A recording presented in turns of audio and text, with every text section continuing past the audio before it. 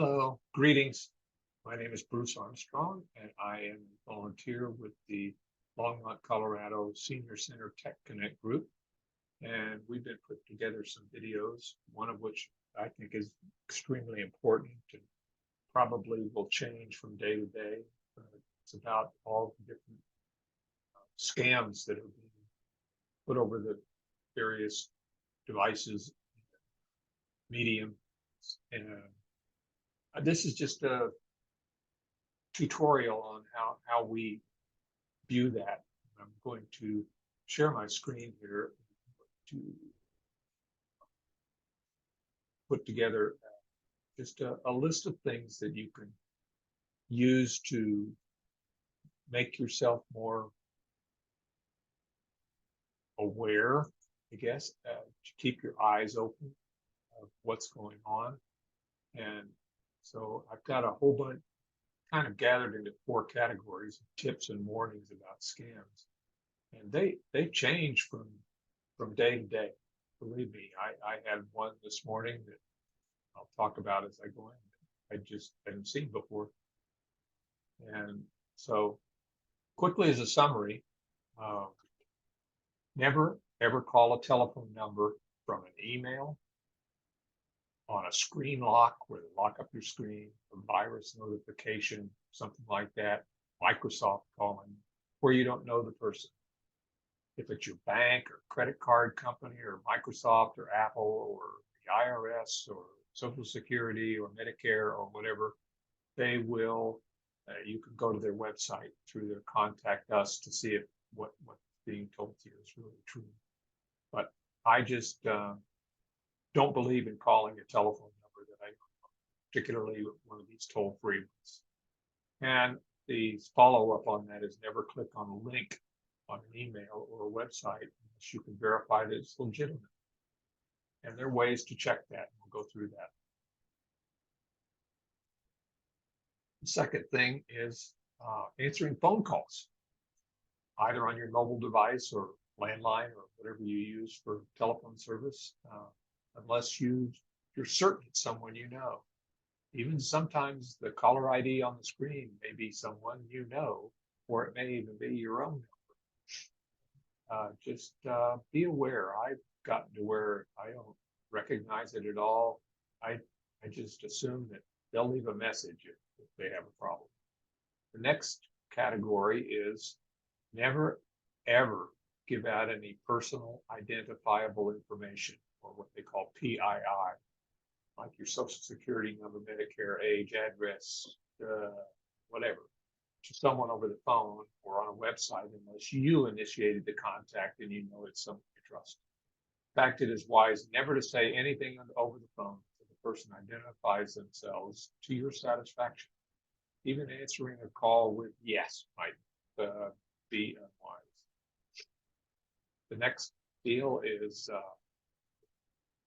someone that contacts you on the phone or by email.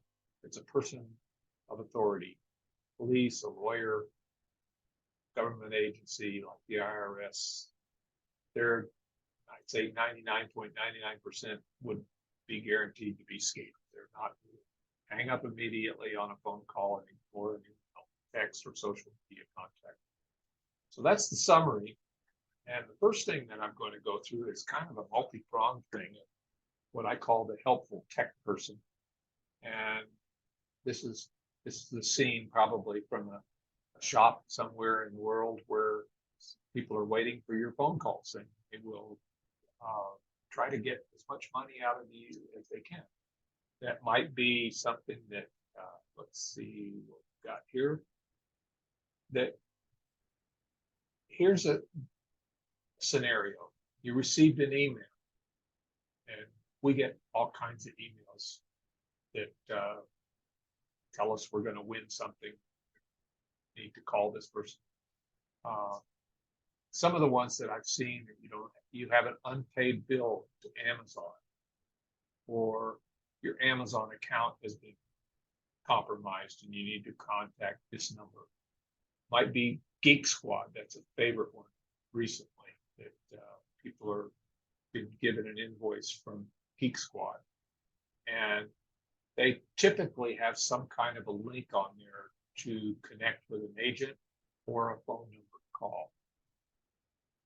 And sometimes if you click on the link to get help, let me give you a scenario. This is one that has appeared a couple of times in my purview, is that the person contacting you is not directly contacting you, but you just clicked on what you thought was a generic news story on your news feed, and all of a sudden your screen turns red and tells you you've been given a virus and you need to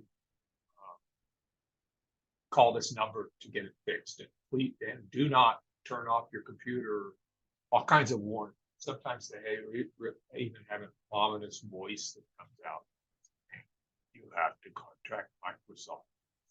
Anyway, but the thing that you can do, that there's another one here that's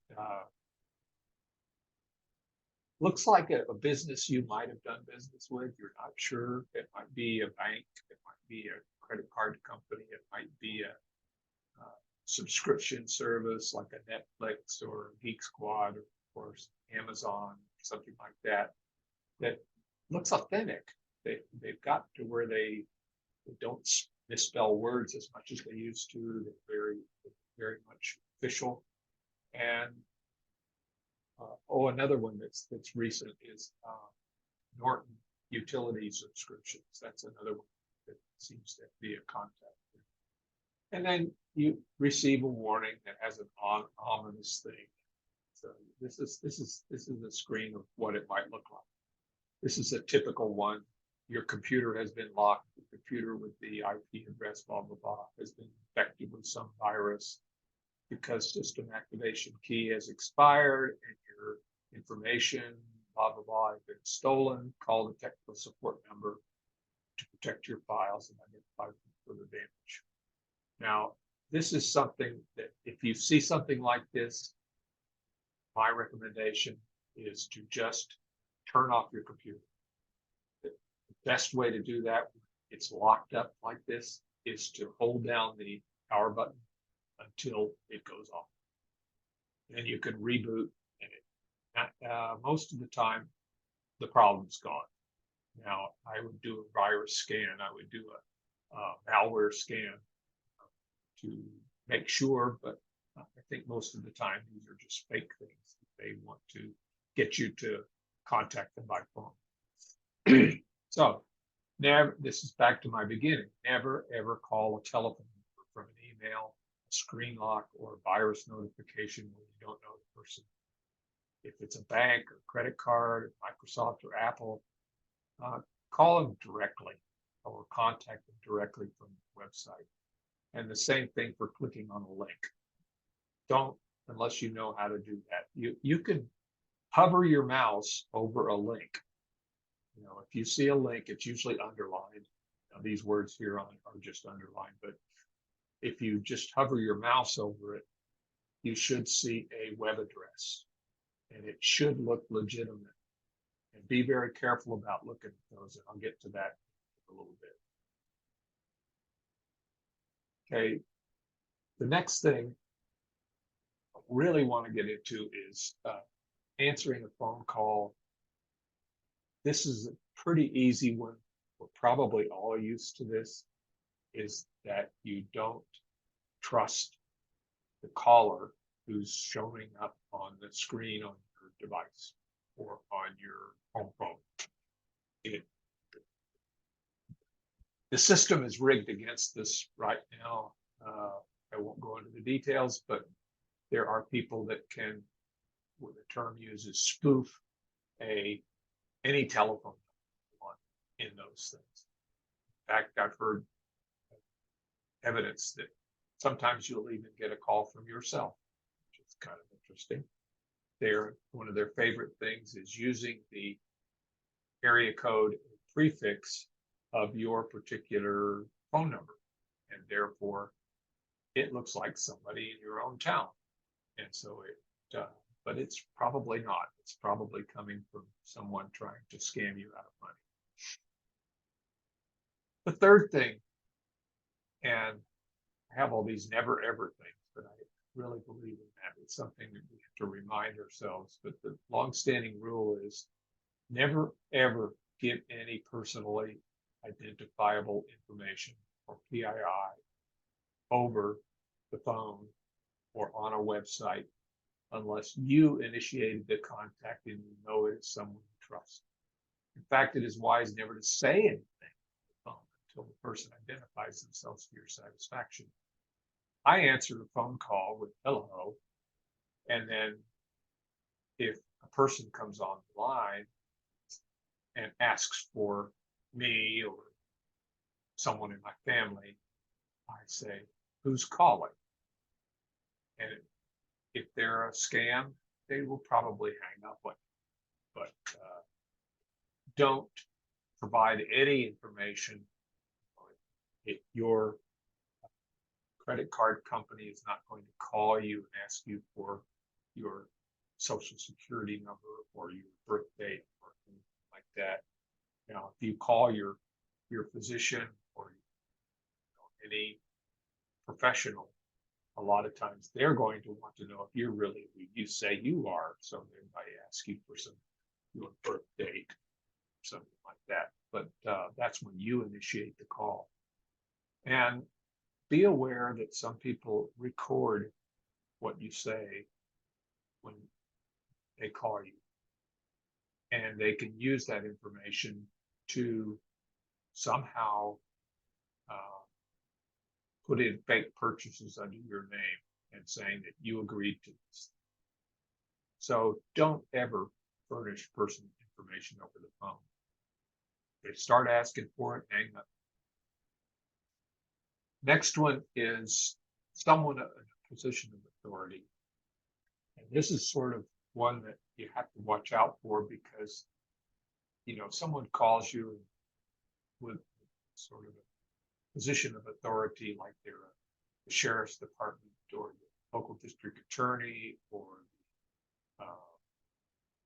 even the FBI, the IRS, someone that sort of puts fear into us. Maybe something really did happen, or maybe I did something. And yet they're almost, I'd say they are always scams. They're just not people that that you can trust. So that's that one. Just don't do that. So the summary here is, and I'm going to go over some of these things again because it's just something to keep in your mind. Never call a telephone number or click on a link in an email or open an attached file in an email unless you sure you know the sender. Next one, get rid of any offending lock screens by rebooting your computer with a hard boot. Sometimes that doesn't work, and I've had clients that have gone a little bit too far where the friendly, helpful tech person has installed remote capability software to look into your computer to assist you fixing your computer, when in fact what they're doing is locking up all of your stuff. And they can do that. They're sophisticated enough to get inside your computer to do that. They also put stuff into your system information in your computer to make it to where you can't find them. I've had great difficulty in wiping clean some computers where they've gone a little bit too far. So if you do get as far as a lock screen on your computer, just hard boot out of it. And if it doesn't come back correctly, then that's when you call us or some professional, something like a Geek Squad or something. Don't trust the caller ID to correctly identify the caller. Don't answer. Let them leave a voicemail. If it's important, they will. Don't give out PII over the phone or email.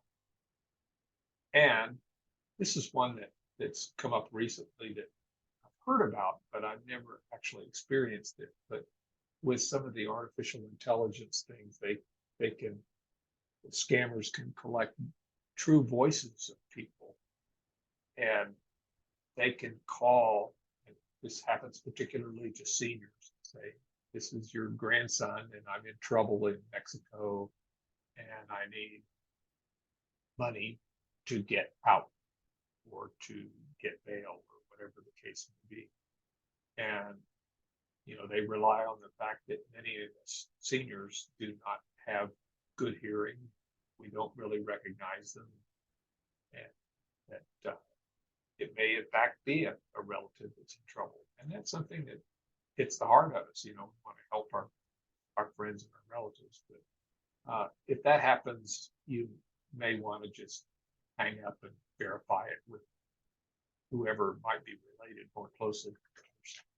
So that's kind of it for this particular thing. But my warnings are so dire because it seems like every day I get half a dozen emails that are scams, basically.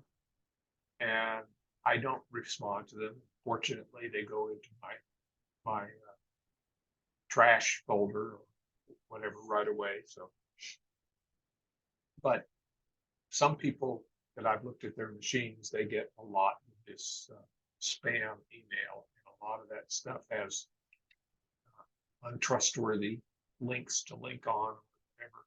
And a giveaway might be, let me give you an example, is that suppose you got an email that said, this is from Amazon, and your Amazon account has been compromised, and we need your password to change it to a new password.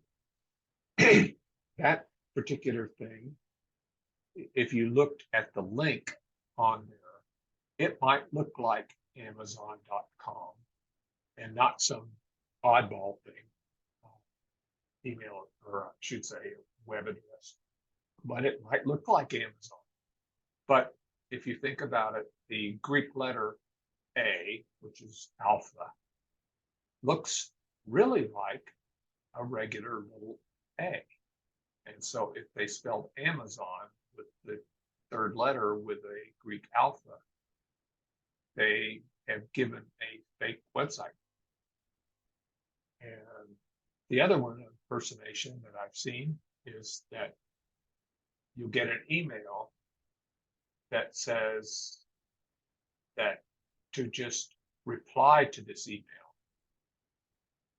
And there are ways that if you say reply and you look at the reply address, it's not the one that supposedly came from someone you knew, say the pastor of your church or something like that.